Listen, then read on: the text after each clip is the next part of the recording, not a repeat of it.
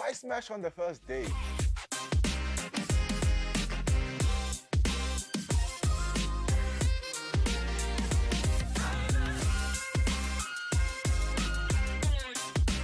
Also, I don't have exes. I only have a current.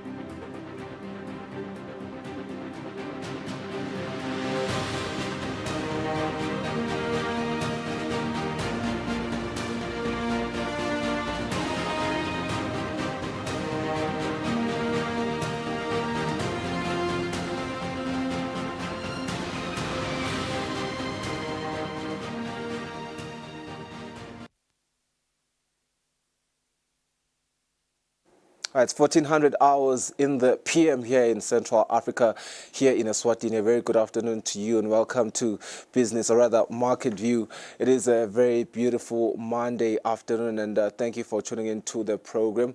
And this very beautiful Monday, we want to look at the latest finances and latest updates into the world of finance, as well as insights from the world of, business. First up, we want to spotlight the Eswatini National Industrial Development Corporation, a government parastatal which is dedicated to empowering small as well as medium enterprises to effectively participate in the global trade space. Business journalist Nelsiwe Ndlangamandla had an insightful interview with the managing director Muzigai Sedube just to uncover how they guide as well as assist these enterprises. So stay tuned for that. We also do have other developments on the program where we just want to look at today's financial indices, the financial rates of the day. We have heard that the Nikkei today has surged, as well as the Dow Jones Industrial Average, which has also surged by a few percent. Our economist Sanele Sibia is going to join us to decode those numbers. Stay with us for now. Let's look at business news.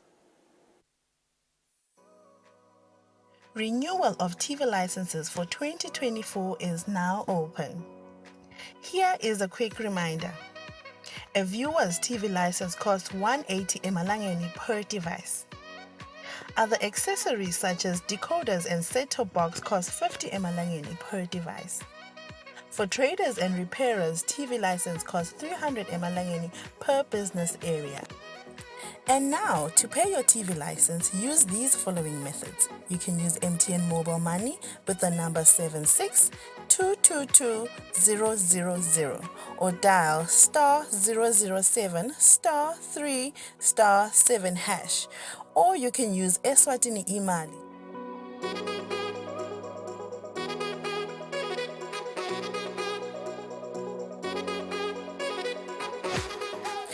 You can pay our TV license at any post office in the country. Another option is you can use any Nedbank branch using our TV license account number 1199004337. Don't forget, when paying for your viewer's TV license, reference with your PIN at all times. And when paying for a retailer TV license, reference with your TIN at all times. For more information, call us on 7802-4543 or 34050163 or 34020879.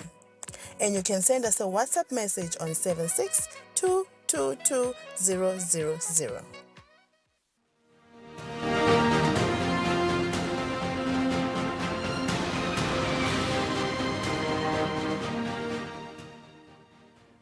Welcome back. You're still watching Market View, the Monday edition. Let's look at business news. The local handicraft sector is going to be exporting to Turkey.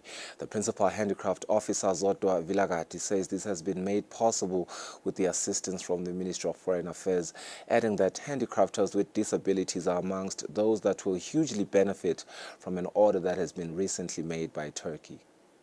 The Eswatini Economic Analysis and Research Center says only 26% local handicrafters export their products. The exports are now going to increase as government has found markets in Turkey. Zodwa Vilagati, the principal handicraft officer at the Ministry of Commerce, Industry and Trade, gives further details about the opportunity. When we were in Turkey, the objective was to take Eswatini handcrafts to market and sell in Turkey in an institution that was formed or that was implemented by the First Lady, Eddie Edogen, to sell Africa handicrafts. We discovered that there are 40 countries that are selling there, and Eswatini became the 41st, and we are grateful on that.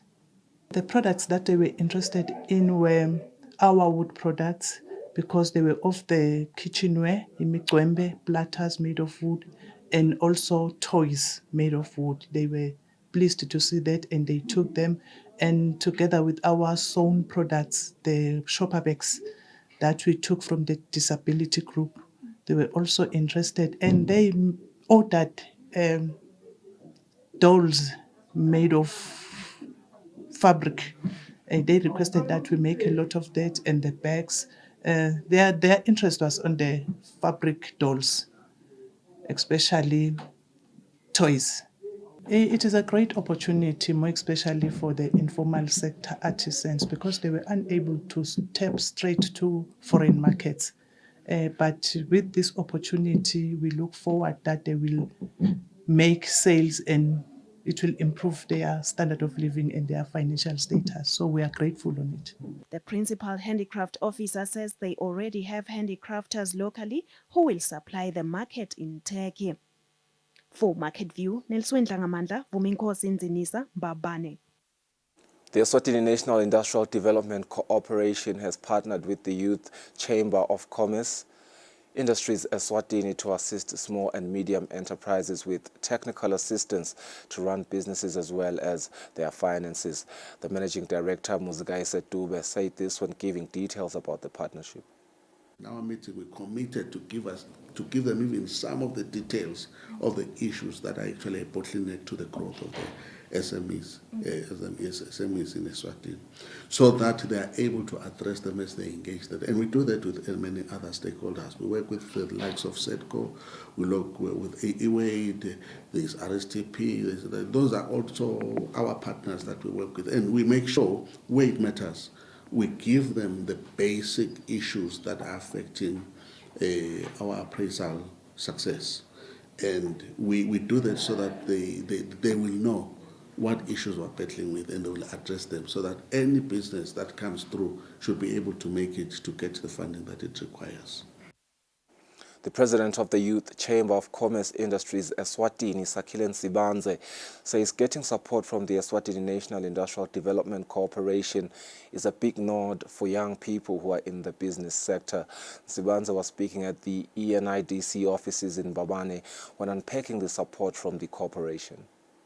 As the Youth Chamber, we're working with a lot of stakeholders on the ground. So what we're doing is we are coordinating all of the help that's coming from the different stakeholders to send out strategic help to the youth as they need it in these different communities. Because oftentimes you find that the help that is going to the communities is not customized to actually help them in a specific way that will be able to develop the business communities quicker. So that's what we did in trying to, in bringing in the ENIDC and different stakeholders to actually work with the Youth Chamber.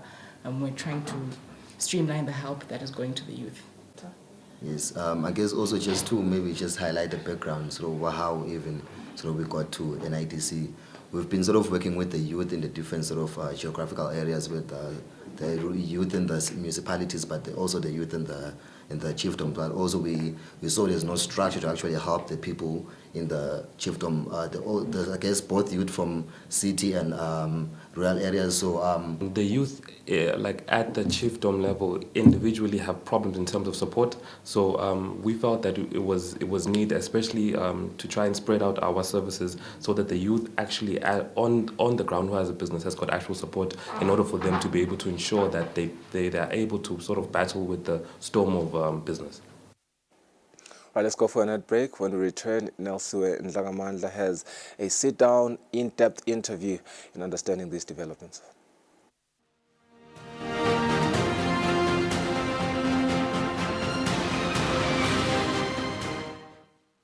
Be sure to catch Business Watch every Wednesday between 2 p.m. to 3 p.m., where we feature the latest updates on business news, market trends, and exclusive interviews with industry leaders, as well as insights on emerging small and medium enterprises in the commercial sector.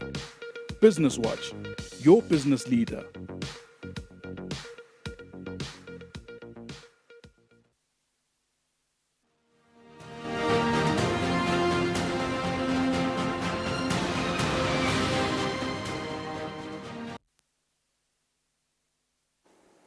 The Eswatini National Industrial Development Corporation is a government parastatal helping a number of small as well as medium enterprises, empowering them to effectively participate in the global trade space.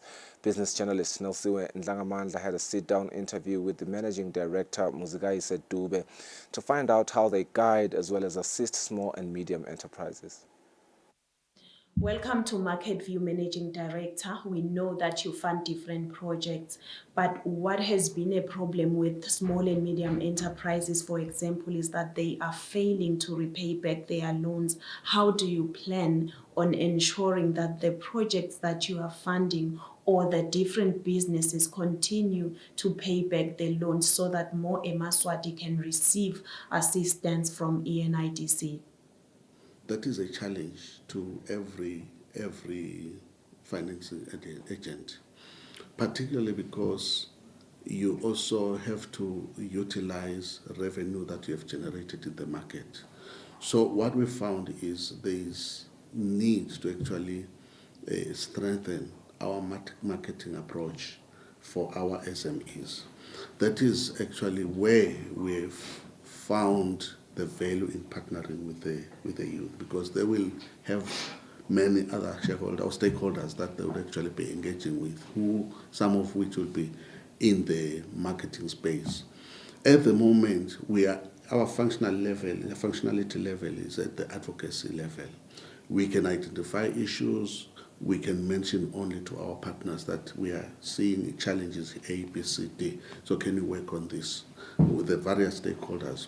I just want us to talk about the loan guarantee schemes that government has at the Central Bank of Eswatini. There is the small scale guarantee scheme. Are you able to help small and medium enterprises under that scheme? With respect to the small scale loan guarantee scheme that is housed at the Central Bank, we have actually introduced a program which was launched around 2017 by the Ministry of Commerce, Industry and Trade. That program brings in SEDCO, it brings in the other financing agencies or houses, including us. So we created a program that we call the Graduate Entrepreneur Program Plus. That is one of the products that you'll find in our product list as ENIDC. What that program is saying is, if you're a fresh graduate, you are coming from university, you have a selling business idea, but you don't have cash, you will come and apply to us, or you take training with SEDCO. They will help you develop the business plan and everything that requires for a business to exist. They will help you with the registration and the like, because they are a business support unit. Then from there you can come to apply with your business plan. When you come here, you will come, obviously the expectation is you are fresh from university, you don't have cash. If you have, it's minimal. So we will provide, if your project is new, we call it greenfield. If it's greenfield, it will have 95% guaranteed by the small scale credit guarantee scheme. But if it's a project that is already a going concern, they guarantee 85%. So we as ENITC, over and above that, over and above the loan that you can apply, we can actually provide you that 5% or 15%, depending on what you are actually, where you are applying for. What we have done is we convert that 15% in our equity stake. Then, depending on the type of business that you are in, the risks that are inherent in that business, then we can include an increase in that 5% so that we have a voting seat in the business. Why we are doing that, we are forcing actually is to actually force you to create this corporate governance structure that we're talking about. Because once we have a voting seat, we're required to have somebody else that will sit with us to help you make decisions for a business. Then as you make those businesses, it means now you cannot just go and buy a piece of equipment for the organization without authority.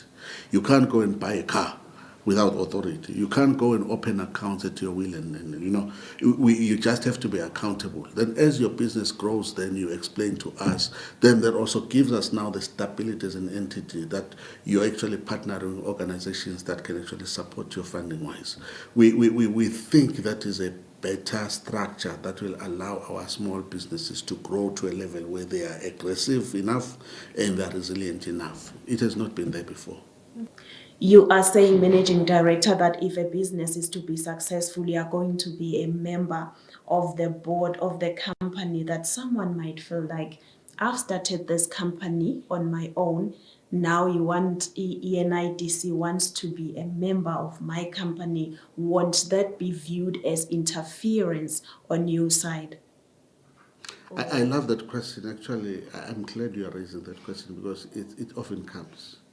Normally, the business, let's say the founder, he comes with an idea. And what we found with our people, they treasure the idea so much that, first of all, revealing it to us as a fund, they'll often say, we'll give you portions in trips and drops so that you don't have the main picture of what the project is. For us to fund your project, we need the full picture of the project. There's been also this belief that financiers steal business ideas. I don't know how far that goes, but for ENITC, we don't. Then the last one now is the aspect of control. When we come to your business, we are setting up a structure. We are actually telling you that you have control of your business, but you can't have an open-ended control. If your interest is for the business to grow, you will have to give out some of the control to somebody else that will structure your business. And that's a level that is required, particularly if you don't have money. You're using somebody else's money, because that one who is giving the money will also have an interest to have the money back. But they want to leave you, once you have fully paid the loan, they want to leave you with a thriving business, a business that will be able to approach anybody else. If you are now sitting in a board of my company, I will be afraid, I will be scared that you'll take over my company. Why is the equity important? There are two reasons. The first one is that we're able to support you with the skills that we have in-house as we sit in your board. As we sit in your board. But secondly, also to make sure that you are required to structure yourself in such a way that you know you have an obligation to explain why your decisions are. And that is just a fundamental structure that you can provide for a business to grow. I'm running an organization of government. I report to a board. The board reports to the shareholder, you see. I hear you, I understand, but does there come a time when you leave the company to the owner? Okay, fundamentally, yes, it's one thing we have to understand. We're in business also. So if we are taking a stake in a business, we have to sign all the legal documents that warrant us to have ownership of the business. So if for any reason you no longer want us out, it's not just a repayment of the loan. And because what we do is we will split monies that will have gone to you. This component of shareholding lifts the burden of a loan. It reduces the burden of a loan. That's the advantage of the equity, which means if you are exposed to 100,000 or to let's say for 10,000 Malayan, for simple example, 10,000 Malayan, we split the 10,000 into 4,000 goes into equity. The loan becomes only 6,000. You are with me? Yeah. So you are owning ENITC 10,000. But they have signed for a loan of 6,000. This 4,000 remains in the equity. You are not required to pay it with immediate effect. So it becomes a relief to you. So, but as the business is growing, as we sit in the board, we are growing the business, the value of our 4,000 is growing. The value of our 4,000 is growing. So when comes the time that you do not want us in the business, or we do not want to be in the business anymore, we have to drop that 4,000, which will have been converted into share units. So you buy us out, or you get somebody else to buy us out, and we leave you in the business, but at the value that will be prevailing at the time of our departure. We know, Mr. Dube, that there are some threats to businesses that are out of their control. For example, the geopolitical tensions. You find that prices of farm inputs are escalating, and they have to get them at a higher price now. What happens then? Do you cushion them in that regard? What happens if the business is failing? Yeah, that is where it becomes an advantage to you to report to a board. Because that structure will definitely be there to pick up your challenges, to advise you how you can mitigate those threats that are coming up from the business. That's basically where we see value of a structure. But also, a board, when you constitute it in such a way that it gives you the skills that you require. You are still setting up your business. You would require probably somebody who will be established, will have a good skill in establishing a business, setting up a administration structure, setting up maybe marketing structures and the like. And then in the next cycle, where you are improving now, you are getting a second batch of your board. You actually mix with a different skill. Probably you're at a time where now your production systems are in shape, but you need to now improve the quality. You bring in somebody who is strong in quality. You bring in somebody who is strong in the production process in the area where you are. Basically, you expose that your business into that. What is tricky, though, that we found, which is real also, is sometimes people don't have the integrity enough that when you expose sometimes you're because in a board sometimes you are obliged to reveal a good amount of business secrets. You see, so now the selection of your board now becomes very critical. We are there because we have a skill in the financing. We will be advising you on the issues around financing, but somebody else will be helping us on the production level. And your board does not need to be too big. Sometimes with 3 people, if they are good enough, the board will thrive. The business will thrive. And then as you grow, then you keep adding. Thank you so much, Mr. Dube, for joining us on Market View. We are hoping that you'll continue assisting small and medium enterprises, and we can't wait to see what you and the Youth Chamber of Commerce Industries Eswatini will do to promote and uplift small and medium enterprises. That was our very capable business journalist Nelson Langamandla on an in-depth interview with the Managing Director for the ENIDC looking at SME funding opportunities. We connect with Sanele Sibiya, our economist, after the break.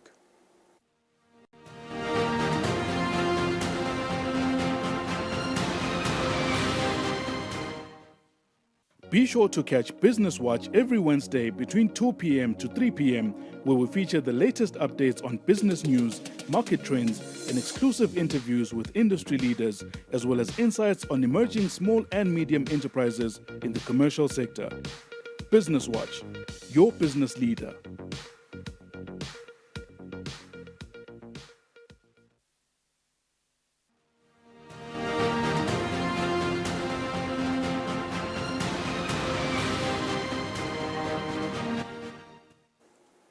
Welcome back and thank you for staying with us. Let's take a deep dive into the latest market movement across key indices and commodities, providing you with essential insights to navigate your investment decision. Our economist, Sanele Sibia, joins us now via video link to help us understand these shifts. Sanele, a very good afternoon to you. Welcome to the program. Let's start with the U.S. markets. We do see the Dow Jones Industrial Average there has surged by 1.64%. What are the key economic drivers behind that increase? Thank you, Mr. Ngumalo, and good afternoon. So what we are seeing in the US is, we are still in earnings season, though the big tech companies failed to impress, but still we are awaiting more data to come in this week. We are expecting the likes of your McDonald's and quite your Alphabets, your Boeing to actually be posting their earnings this week. So markets are still thriving on that. Still looking forward to that, and also while we are looking forward to the Open Market Committee meeting by the Federal Reserve Bank, which is actually going to happen between tomorrow and on Wednesday. And what we are expecting there is just to have clearer direction in terms of where monetary policy is going to go in the US. But, markets are still very much optimistic that eventually the Federal Reserve Bank will start cutting the interest rates. Still the markets are betting for September. All right. What potential impacts could it have on global markets and investment strategies? So basically what that would mean is, the entire interest rate story in the US basically is going to signal when the entire world is going to start cutting down on their interest rates. So that's what markets, globally, all markets are moving to that. If you look into the UK, you look into Japan, you look into Asia Minor, you look into Southern Africa. So that meeting tomorrow is actually going to move global markets, because we are expecting to see it as we look at it as a domino effect. We somehow thought when Europe started their downward trend in interest rates, the world was going to follow suit, but evidently the world still awaits for the US to see how the US is going to start moving and shifting things around. All right, I do want us to look at the Nikkei rising by 2.13% and what this strong performance reveals about the current economic conditions in Asia. So what we are seeing in Asia, Mr. Ngumalo, is, as markets opened, they were opening with a much stronger bet on the September rate cut. So that's what was already trickling into the markets. But, interesting that we're also seeing in the Asian markets is the fact that, manufacturing activity in China has actually improved a bit. So that the markets are taking as a positive sign. And then you also compound that with the expected rate cuts probably later in the year. But what we are waiting for to see is that the tone coming out of the Wednesday meeting, the tone how the Federal Reserve Bank is going to be addressing the markets, when likely should we expect certain changes. So right now the markets are just waiting to see that tone, Mr. Nman. The European markets, the FTSE 100 increased by 0.91%. The CAC 40 has seen a slight decline. What does these mixed performances indicate for the European market outlook?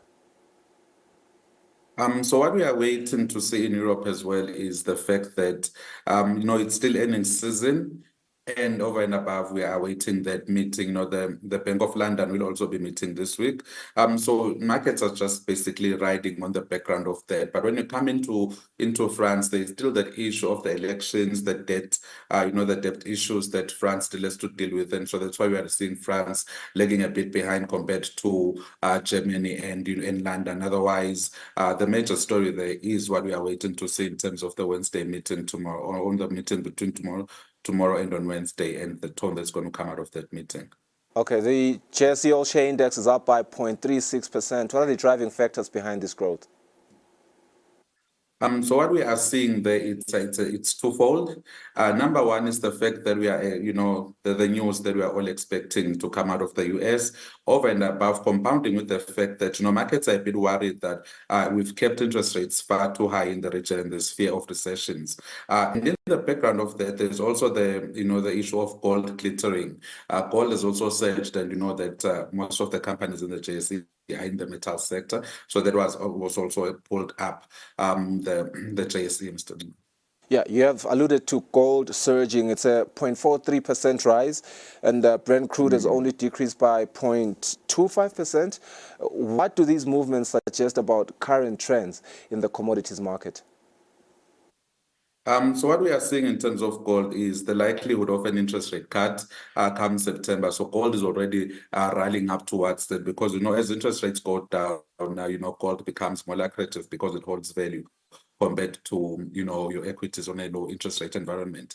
But what we are seeing in terms of crude oil, there is there is this renewed likelihood of a risk that is going to come out of the Middle East. We've just seen Israel sending airstrikes straight into Lebanon. So now the entire region might actually go into that somewhat of a trance. But because of weaker global demand in the short term that we've seen in the past few weeks, that's why we're seeing oil not really responding that much to that global, geopolitical tension. But we do expect that should these geopolitical tensions continue into the future, then we most likely see oil rise back to the 84, 85 type of region, Mr. Newman.